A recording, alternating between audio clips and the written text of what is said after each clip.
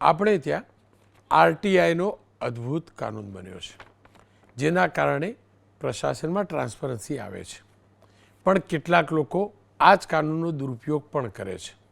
પત્રકાર પણ ટ્રાન્સપરન્સી લાવે, પત્રકાર પણ સમાજમાં અનેક વાતો ઉજાગર કરે, એ જરૂર છે, કરતા પણ હોય છે, પણ કેટલાક બની બેઠેલા પત્રકારો અને કેટલાક આ જ પ્રકારની કામગીરી કરવા માટે તોડબાજી કરવા માટે આરટીઆઈની અરજીઓ કરતા હોય છે અને અધિકારીઓને પરેશાન કરતા હોય છે. આ હકીકત પણ છે.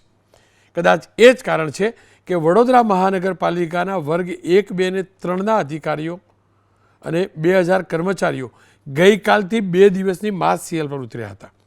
કર્મચારીઓનો આરોપ છે કે તમામ વિભાગોમાં આરટીઆઈ એક્ટિવિસ્ટ સહિત અનેક લોકોની ખટપટ અને પરેશાનીના કારણે અધિકારીઓ કામ કરી શકતા નથી.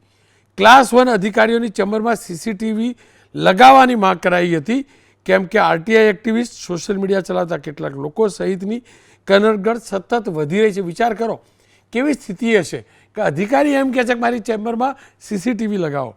આજે પણ કર્મચારીઓ કામથી અળગા રહ્યા.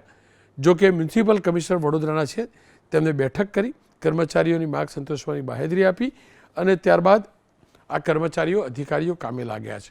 હું ફરીથી કહું છું, અનેક અધિકારીઓ પ્રમાણિક છે, અનેક અધિકારીઓ અને કર્મચારીઓ પ્રમાણિક છે.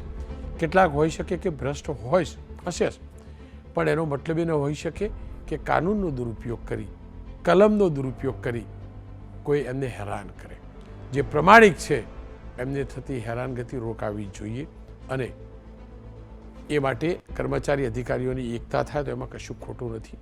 આશા અને અપેક્ષા રાખું છું વડોદરામાંથી અન્ય મહાનગરપાલિકાઓમાં પણ શીખ મેળવાશે અને પ્રમાણિક અધિકારીઓને જરૂરી કાનૂની અને સિસ્ટમ સાથેનું પ્રોટેક્શન પણ ચોક્કસથી મળતું રહેશે.